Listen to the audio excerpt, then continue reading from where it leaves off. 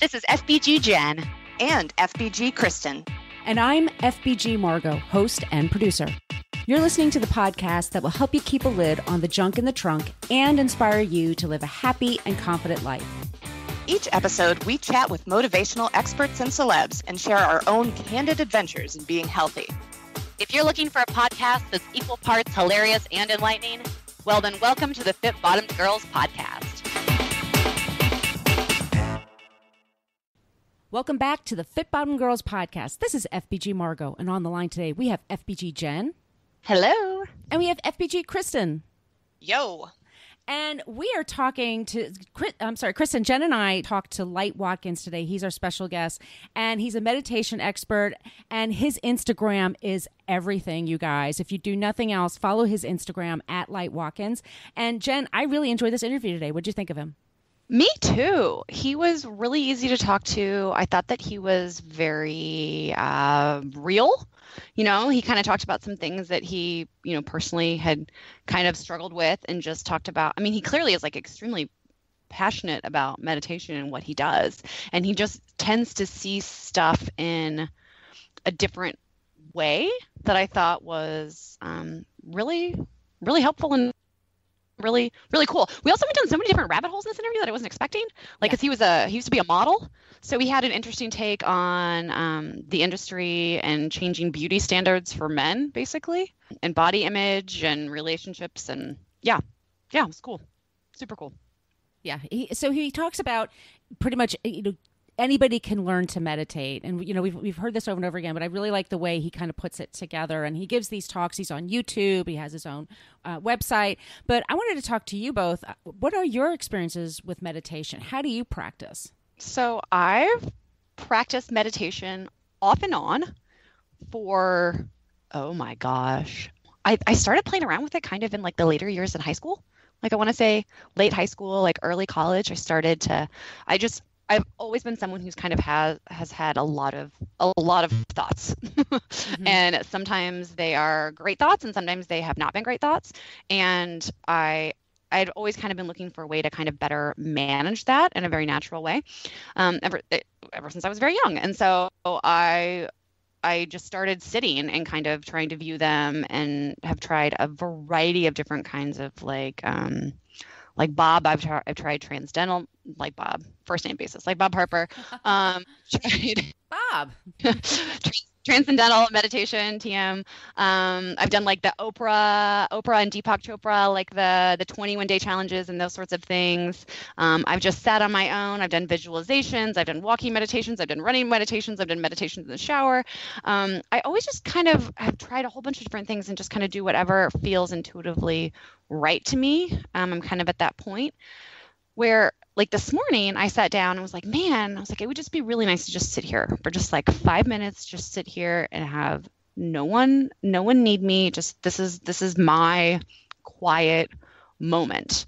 And actually, there's something that it's in a show probably that's coming up when we talked to Amy Baltzel. Yeah, when we talked to her, she said, and I think Light touched on this as well. It was like, be aware of the thoughts you're having in your mind, and not just like don't judge them, but actually use them as a way to learn about yourself and go deeper. So instead of just being like, oh, I'm having that thought, that's interesting, be like, okay, I'm having lots of thoughts about this. What does that mean that I need to do? And so that's like, it's a very subtle like shift for me, but that really changed things. So I've been more aware of that, and I found that meditation has been a little bit different since I've done that. But I love meditation. I mean, I really do. And I found that it feels particularly great after I work out, if I can find the time to do it, because doing, like, especially if I like go for a run or something, that will get out a lot of anxiety and just general emotion that I'm having. And then after that, like, my endorphins are going and I can just kind of sit there and, I don't know, just kind of soak up good vibes. What about you guys? I think I'm a little like you in that I practice it, off and on fairly regularly and fairly differently at different times. So sometimes it means that I'm really incorporating that into every morning, and I'm setting aside 10 or 15 minutes or something, and maybe doing a different guided one. Like I do still like the Oprah and Deepak ones, just because it really helps me to create a little bit more of a habit when I've gotten out of it. But honestly, I do a lot of just really small, short mindfulness meditations, I guess you'd call, throughout the day, where I'll just look at an object, or think on something in particular. And I don't know, I guess it might not really seem like meditation to someone who is, solely thinking of a person sitting alone in a forest with their legs crossed. Sometimes it's just me at my desk, turning away from my computer and looking at the tree out the window and taking a little time to think about nothing but the tree. And then it's amazing how fresh my brain can feel after just doing that for a few minutes. It really can make a big difference. So what about you, Margot? So we've talked about this before, but I'm kind of not the best sleeper in the world. So when I was in high school and college, I got really into these tapes and CDs of self-hypnosis. And really, it's like guided meditation, basically. Like you just deep breathe and you focus on, this is the light is shining down your right arm. Now it's shining down your left arm and stuff like that. And I realized, like, years later, like, this is kind of like meditation. Like, I always said I can't meditate, but damn, when I put on one of those CDs or CDs, I'm dating myself, but also, downloading it on the Alexa app and stuff like that, I'm like, oh, that's really is just meditation, really, because I'm just changing how I'm thinking and focusing on my breath and just relaxing. So I do that like a couple of times a week. And then I actually kind of borrowed this from our very first interview was from Beck's Life, Rebecca Barucki. And she says every day before she leaves her bed, before she goes to have her first morning pee, she thinks of 3 things that she's grateful for. And I really try to do that every day. I really try to make that a practice. And it's just like, I have my friends, I like what I do for a living, I have my health or whatever, and then boom. And then that's just like even just 30 seconds that's for me really helpful and helps me get a good mind space for the day. I like that. Yeah.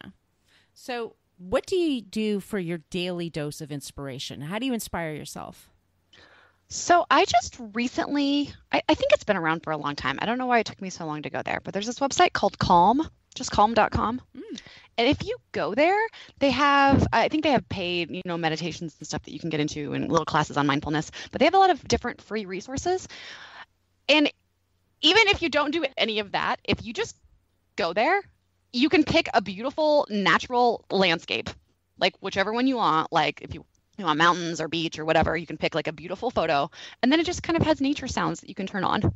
Oh, wow. So it's just really well done. It's really, really pretty.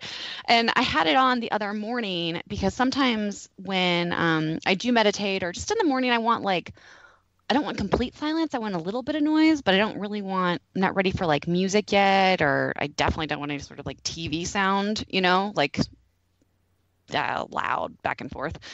And so I put that on as I was like doing some stuff where I was emailing, doing some work, and it was just so zen. Even my husband walked in. He had come back from the gym. He walked in. He's like, well, what? He's like, what's going on in here? That's really nice. Like, what? What is that? Are those birds? And I'm like, yes, it's calm.com. And so he really liked it too. He's like, send me that link. But it's just really, really pretty. So I like that. Check that out if you're looking for something beautiful to look at every morning, or I guess any point of your day. But so I've liked that. And then I've also recently been compiling a little a small book of inspirational quotes. And my best friend, Tish, Love and Kiwi, she has her own podcast too, sent me this book that was Women in Company. And it features profiles of 100 different women who run their own company or are doing their own thing. They're like cooks and bakers and poets and tech companies and bloggers and just all kinds of different amazing women. And on every single profile, there's just like nice little pull quotes, and for all of them, they're super inspiring. So I've been reading through that and finding quotes that I really like, and then making an inspirational stack so that every morning I can just have something to kind of look at to help me see things in a different way or help me shift to a more positive mindset. Those are my new things. Oh, those are nice. Yeah, thanks. What about you? I think for me, it's getting outside. Yeah. That's really, really big for me. as I've mentioned probably 96 times before, I don't live terribly far from a really beautiful beach. So I try on a fairly regular basis to get over there in the morning before work to have some coffee. And that, I mean, that sets a really nice tone. And a lot of times I'll bring my journal, or if I'm working on, if I'm working on something, maybe I'll bring the pages and kind of make notes along there. It's just a really good place to get in a more open and more positive mind space, for sure. So I'm going to go back to a couple of our guests. One of them, Jen, you just mentioned, was Terry Cole, and she was a wonderful guest. And she has her own podcast that I listen to, and she's just amazing. And you go back and look at our listen to our episode. We put it in our show notes, but she's very inspiring to me. And then also Danielle Laporte. You guys, I actually got her "What Will I Do to Feel the Way I Want to Feel." It's her the planner, the Desire Map Planner. I'm telling, oh my God, it is rocking my world, because every day she really wants you to focus on your core desired feelings and what you're going to do, your soul prompt, and stop doing this. What are you grateful for? What do you want to change? And it's really been helpful for inspiration for me. I've been very diligent about it. I fill it out every single day. I really think before I write something down. So I just want to give Danielle Laporte a shout out, because I really do love this planner. It's good Awesome. stuff. It's good stuff. I particularly find her, because I have that same planner. I particularly like the stop doing list. Yeah. Mentioned. It's like a really freeing thing to just be like, oh my God, I really hate this thing. Why am I doing this? Stop doing that. Yeah. And it's freeing. It's completely freeing. It can be like, I don't want to, clean my house today, or I don't want to worry about having a clean house today. Goodbye. Yeah. Whatever it is, it's really freeing. I really like it. Yeah, even if it's just for the day. I mean, some days you just need to remind yourself, stop doing that. Yeah. And it'll make you feel better. So, yeah, that's what I do. So I say we just get into this interview today with Light Watkins, because he's just really amazing. He's full of light. I can't wait. Light Watkins has been active in the meditation space since 1998, first as a practitioner, then as an apprentice to his Vedic meditation teacher, and finally as a teacher himself. He now travels the world giving talks on happiness, mindfulness, inspiration, and meditation. Light writes books and articles on meditation and happiness. He leads sold-out meditation trainings and retreats, and produces The Shine, a global pop-up inspirational variety show with a mission to inspire. Light also sends out a popular daily inspirational email each morning called The Daily Dose of Inspiration. He is here today to talk about his new book, Bliss More: How to Succeed in Meditation Without Really Trying. Welcome to the show, Light Watkins. Thank you for having me. I'm excited to be here. We're very excited to have you on the show. It's going to be myself, Margot, and Jen is also on the line today. And I get to ask you the first question. First of all, your Instagram is literally everything. I love your Instagram feed so much. I've been just diving through it. And you talk in one of your posts about 3 reasons why meditation newbies have a hard time learning the practice. So can you please discuss them here? So the 3 reasons why meditation can feel hard for newbies. Well, scheduling. I think people, we learn different tools and practices and we get all excited about them. But we underappreciate the importance of scheduling new activities into our day. And I don't know about you guys, but I don't know a whole lot of people who just have an extra 20 or 30 minutes in their day just to kind of fit stuff in. So it really does come down to scheduling. And when I'm teaching people how to meditate, I'll tell them it's really important for you to put these reminders in your phone. Even though you may enjoy the practice, or even though you may think you're going to look forward to it, you still need reminders, because life is going to catch up to your practice. Also, it's a new relationship with your mind that you're forming. Most people don't have a calm mind when they start off meditating. And when they start to encounter, the monkey mind experiences, and there tends to be a bit of resistance that comes with that. And just like starting any new relationship, there's going to be some resistance. There's going to be a little bit of tension, a little bit of friction here and there. And it's about learning how to embrace these experiences and really operate in concert with them, not expecting the mind to change any more than we're expecting our partners or, whatever we're in a relationship with to change, but learning how to operate around that. And then number 3, and this is a really big one. When you start off meditating, two things are happening. You're starting this new habit, right? Which has its own challenges.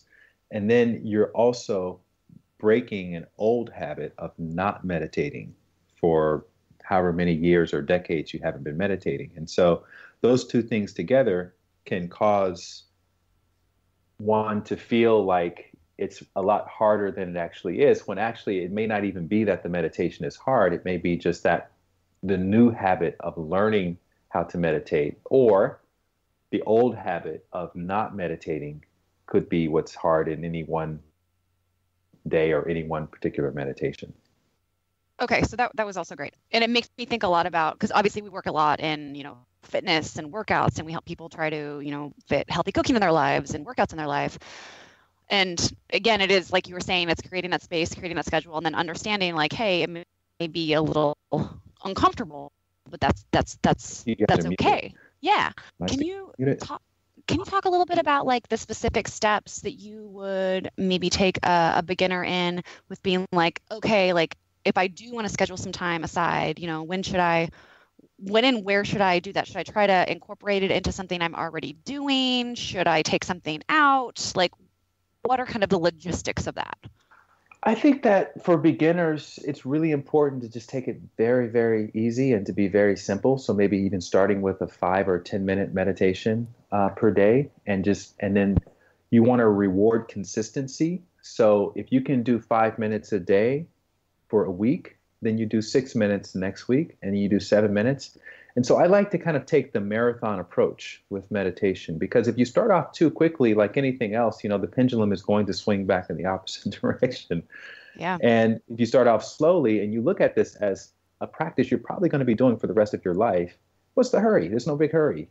Just do your 5 minutes for now. And there's only going to be 7 days or maybe 14 days you're at 5 minutes. And eventually you'll catch up to, whatever your friends or whoever else is doing. You do a 15-minute, 20-minute practice, and then just kind of cap it from there.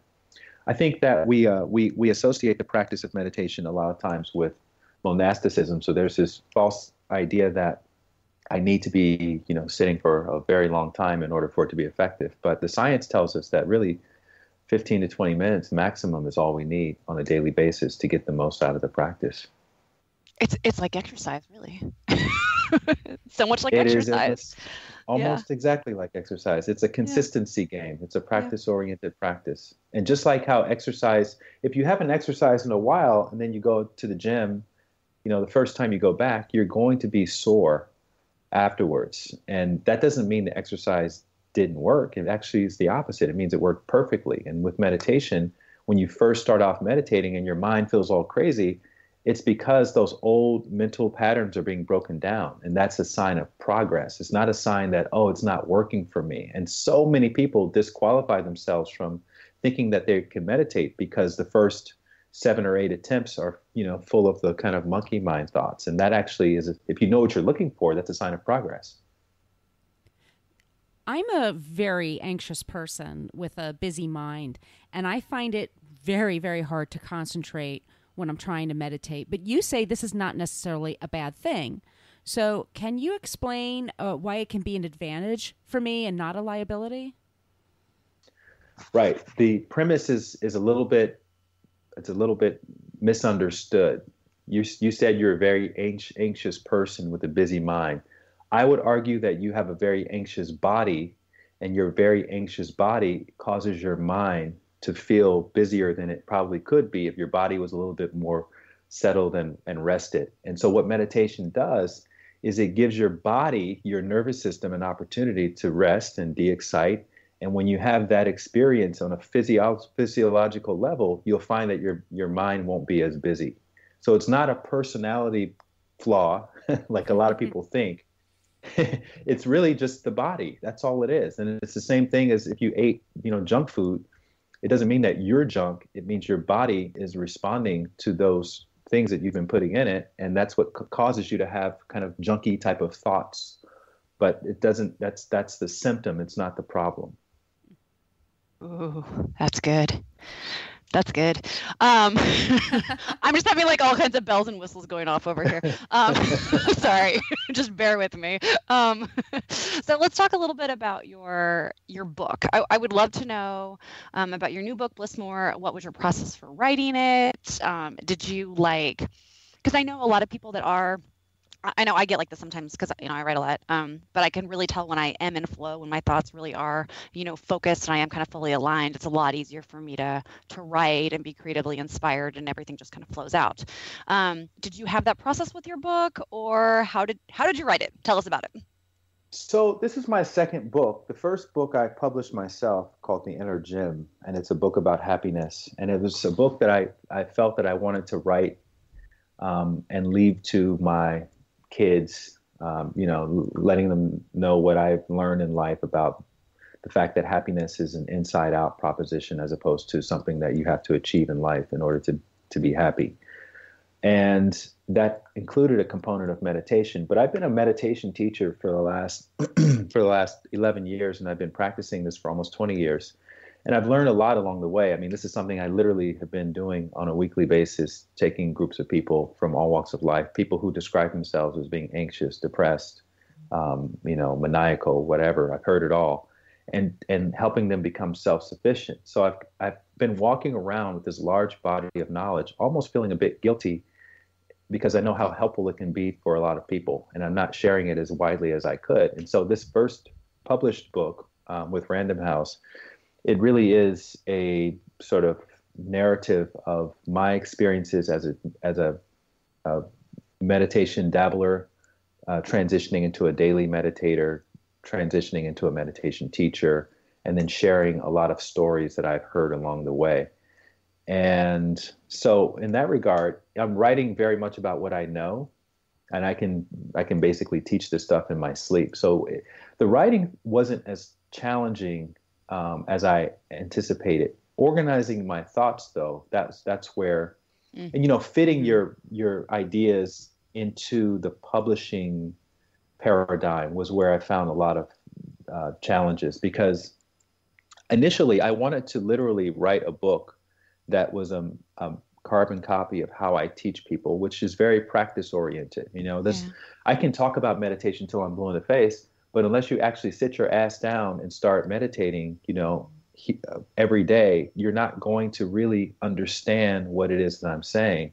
So my first draft or first manuscript really was about, take this little bit of knowledge and then practice it, and then which required them, of course, to close the book and sit their eyes closed. And I did that like 20 or 30 times throughout the whole book. And I thought, this is great. This is exactly what people are going to need to learn how to meditate. And I gave it to the publisher, and the publisher said, no. This is not how people experience books. We need a book that someone can read on a flight from LA to New York in about 6 hours. So you need to go back and stop telling them to put the book down and practice. And this was a bit discouraging for me initially, but then I got it. After I was forced to kind of go back and rework my thoughts, I think it came out to be a better product because, I experienced that same thing with my first book, where it was a practice-oriented book, and people would start it and then they would never finish it because they stopped to do the practices. But it's important for people just to have permission to meditate in a way that feels actually enjoyable, and that became the goal of the book. And I think that we did a good job of achieving that goal. And thank God for the editors and the publishers and everybody who could give me that kind of feedback that I would never have been able to see for myself. So I enjoyed that. And once I got the right direction down, then the thoughts were kind of, fell into place. But don't get me wrong, it took a lot of writing. That's interesting. Yeah, that's interesting. And that does have to be a little bit like, I'm thinking about if you'd written like the whole thing and then. Yeah, I literally wrote the whole manuscript. Yeah. Were you able to repurpose some of that material for like online courses or? I still have a lot of it. Yeah, and the thing is, if I'm being perfectly frank with you, which I like to be frank, I don't consider myself to be a great writer, and it's not to say that I'm not an effective writer. I don't write with utility, but I enjoy the process of writing because I know that it helps me become a better writer. So having an opportunity and an extension on my book deadline to continue writing was actually something that I welcomed. Yeah. It was challenging. I felt like I was in the weeds for most of the time. I literally didn't get to celebrate a lot of things that year in 2017. New Year's Eve, I was on my daybed at 11:30 writing the book. Oh my gosh. Birthdays, I was writing, and just there was no Sunday fun day happening over in my apartment. I was usually writing because part of it was my own fault, though. I was very ambitious when I did my publishing deal, and I told the publisher that I could get the book done within 6 months, and it's a 50,000 word book, so that's a pretty tall order. I wouldn't do that again. So not to go out of turn here, Margot, but how did you find, did you make time to meditate then? Like, how did you keep your stress levels down? How'd you keep yourself healthy through that time? Meditation for me at this point is like brushing my teeth. So no matter how busy I am, I'm still going to brush my teeth. Yeah. And I'm still going to take a shower, So that's the good thing about it is it's not like when I was a yoga teacher. I used to be a yoga teacher back in the day, and you get so busy teaching yoga, you don't do any yoga for yourself. But meditation is a lot different. My best ideas for how to organize my thoughts would come through my meditation. So I depended on my meditation practice to help me become a more effective writer. Makes sense. Mm-hmm. You've said that people are almost too worried about failure, and that failure can actually be a good teacher, a wonderful teacher, as a matter of fact. Can you kind of expand on that a little bit? Well, I mean, look, I think living in this kind of social media obsessed, comparison obsessed world, we're becoming very impatient. My friend calls it the Amazon Prime syndrome. We want clever.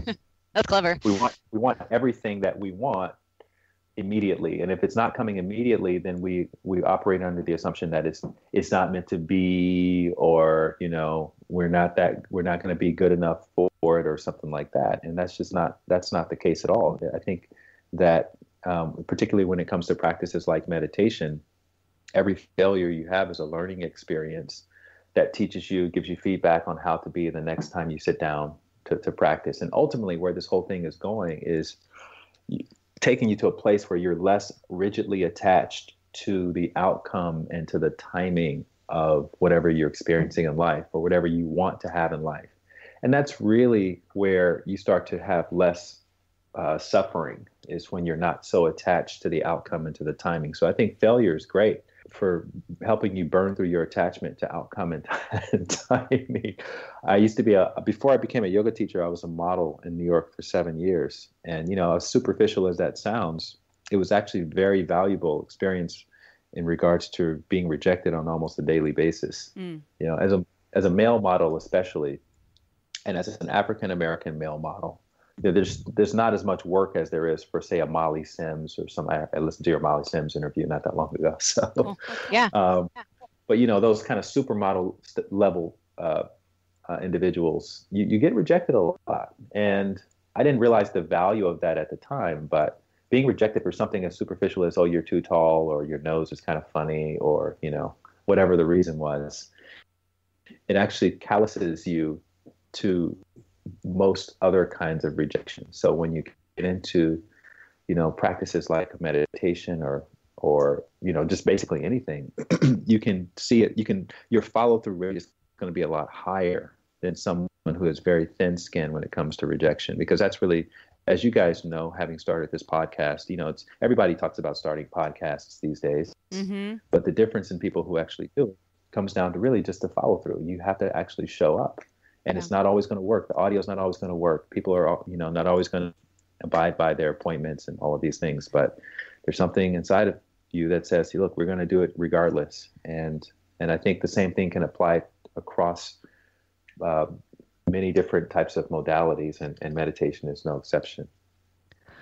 So now that you mentioned that you were a male model, now I really, we always, that conversation we had with Molly Sims, I thought was just, and we'll make sure we put that link in the show notes so people can listen to that if they haven't listened to it. It was just, here's someone who's so beautiful, obviously, and has so much success. And you could tell that those wounds were still there for her, and she was so open about it, which was cool. And I think kind of everyone was like, oh gosh, okay, well, if she struggles with body image stuff, well, it's no wonder that almost everyone does. Do you have, I would just love your take on the male modeling industry, men's body image. We talk about women's body image so much, but do you have a take on men's body image and how that's maybe changed? It's really interesting. I'll share a personal experience in regards to that. I have always been very, very skinny, right? And the industry has kind of gone through different phases where one phase they're into the kind of bulky, manly-looking men. Another phase they're into the androgynous-looking guys.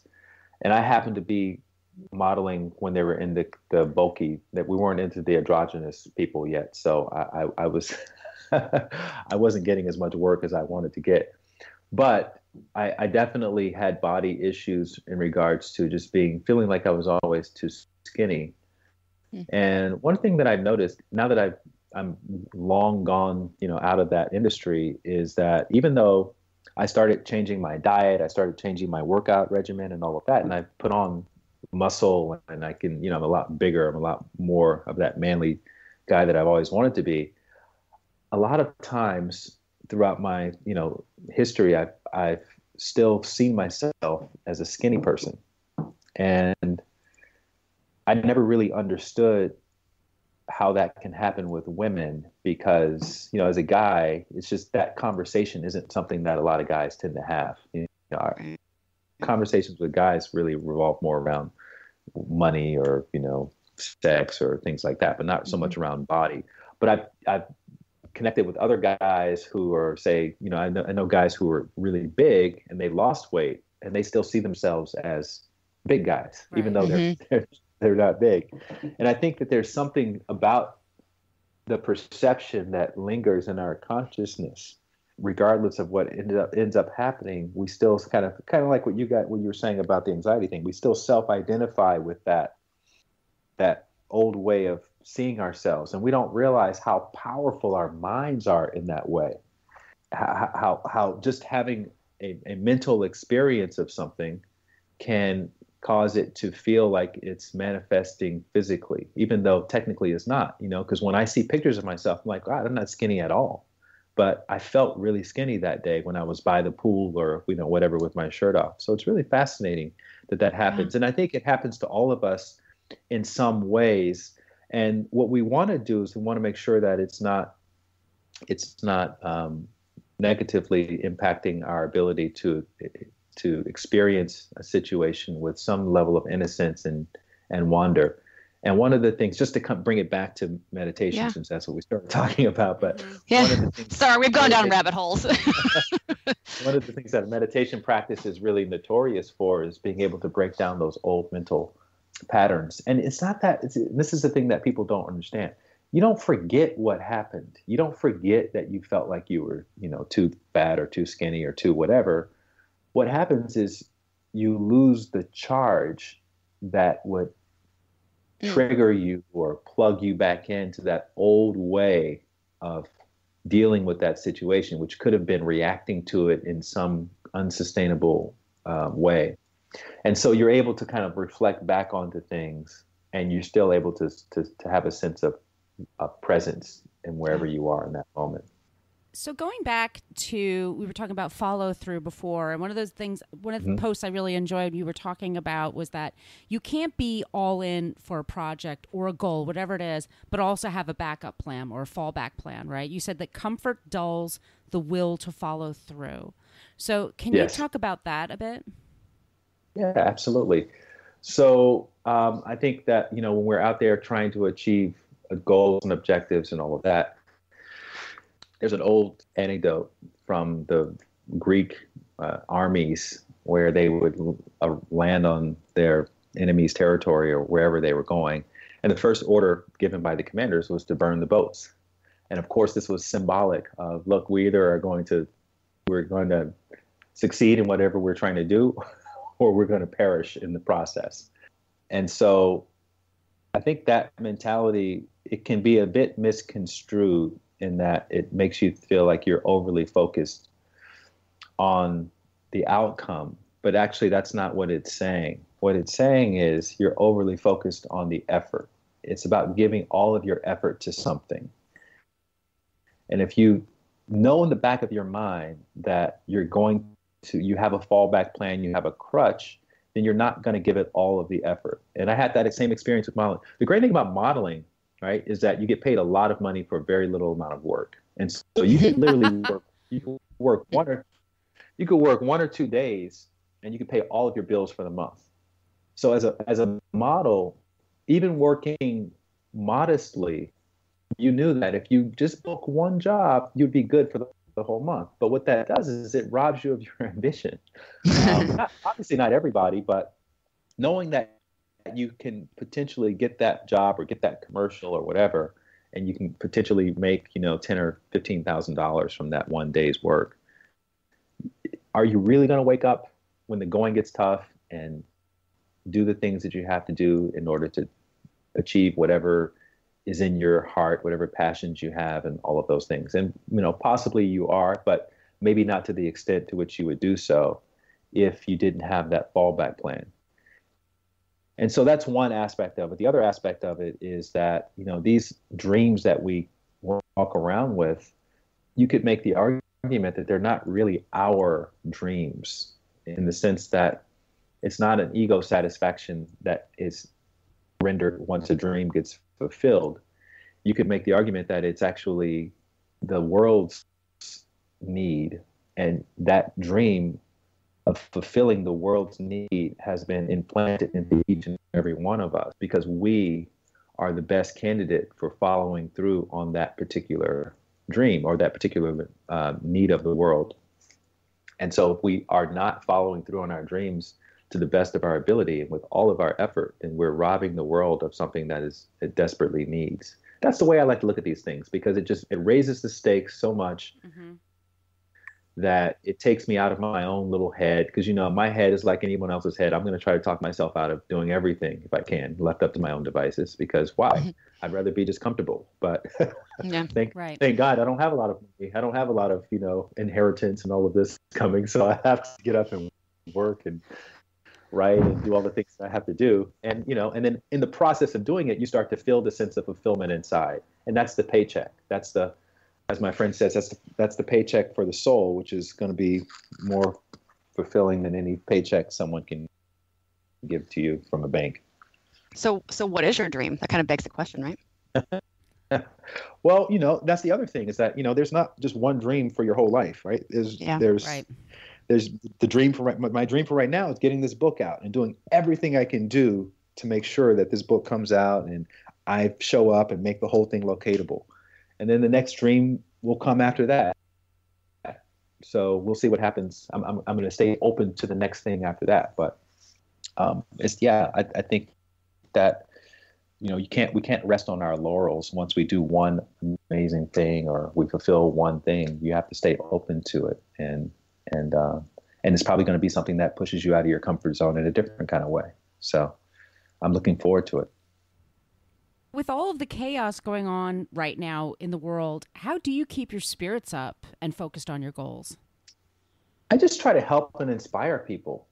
And, in the process, I end up helping and inspiring myself. I mean, it's so easy to feel discouraged. And I feel discouraged sometimes. You look at the news and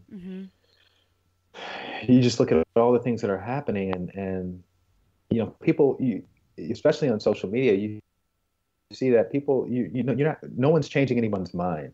Yeah. Many minds are being changed. They're being changed from the inside out. The person is having an experience that is shifting their worldview, but there's no argument.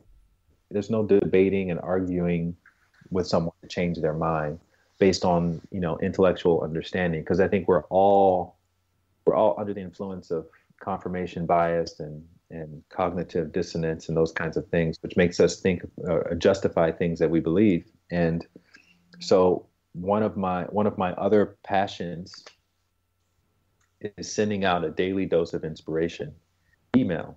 Oh yeah, I signed up for that. It's really good. Yeah. So thank you. Yeah, I'm one of your subscribers. I was like, that is great. I read it every day. Yeah. So that's a daily practice that I've taken on. I took on a couple of years ago. That requires me to source some inspiration from somewhere, and not just find it, but to articulate it in a way that's shareable and easily digestible. And so that when I'm out in the world walking, having conversations, in the back of my mind, I'm thinking, this is something that would inspire people. And it's amazing how much it's forced me to have to look at things differently. And it's funny because even though I'm the one that writes these things, I don't consider myself to be the author of them. I consider myself to be the channel of them. And so me sitting down and writing is really just facilitating those concepts to come through so that all of us can feel inspired. And I'm as much of a fan of those emails as people have told me that they are. I will wake up in the morning and I read it as if I'm reading it for the very first time, hoping that there's no grammatical errors in it. But that's my fault. That's not the nature. That's minor. That's not the point. Yeah. But so it's been that's probably, honestly, that's been the most important thing I've done in the last couple of years to myself. And that's something, if I didn't make it past this week, I would feel really good about leaving that body of work behind. To continue living on indefinitely. And people can subscribe to that. They just go to your website, correct? Yeah, just go to lightwatkins.com, LIGHT Watkins.com, and you can subscribe to it. So of all the things that we discussed today, and I feel like we've like I said, we've gotten down some rabbit holes that have been so interesting, and it's just been really great. What's the one thing you'd really like our listeners to take to heart today and to leave with? It sounds cliche, but it's the first thing that comes to mind. Be the change you want to see in the world. The one thing that I've learned in my 40s now is that there's nothing coming to save us. We have to save ourselves. So if we're miserable or if we're discouraged, we have to make changes. And oftentimes those changes need to start going within. And this is why a meditation practice is valuable, not just for people with a lot of free time on their hands and hippies, but for people who have a lot of responsibility, people who have a lot of kids and jobs and people who are very ambitious and have a lot of responsibility, you oftentimes don't have a very large margin of error. And so when you start a meditation practice that's consistent, you find that your ability to perceive connections and discriminate between things that are good for you and not good for you, those make all the difference. And really it can become a superpower in your otherwise normal life in the sense that it gives you the ability to see around the corner, which is, I think what we all want when it comes to, these things that we're all talking about now, like, do I invest in cryptocurrency or don't I? Do I vote for this candidate or do I vote for that candidate? Do I support this law? Do I support that law? Right? All of these thousands and thousands and thousands of choices that we make every single day can benefit from us having more perceptual acuity. So the onus is on us. It's not on the politicians. It's not on the capitalists who are coming up with the next iteration of whatever gadget that we think is going to make us happy. The onus is on us to find happiness within. And that's why I wrote this book, Bliss More, is to be an on-ramp for people to have a really comprehensive understanding of what it means to meditate and how they can benefit from the practice. Jen, are we ready for the last question? I think so, yeah. Okay, so this is a very, very important question that we ask at the end of every interview. Are you ready? The pressure is on. Okay. So, Light Watkins, what was the last song you listened to before you did this podcast interview? Oh, man. What was the last song I listened to? what was the last song I listened to? You know what? It was probably Frank Ocean. Oh, nice. Ooh. I think I listened to Frank Ocean. I'm actually in a very deep Frank Ocean phase right now. I'm very late to the party, and I'm still in the party. Everyone else is gone. Right. It doesn't mean you can't go in there and do a deep dive into the Frank Ocean library. It's okay. I'm just enjoying myself, and so yeah, I've been listening to Frank Ocean's his latest Blonde album on repeat almost every day when I drive around. So yeah, Speaks to your soul, right? it does. Cool.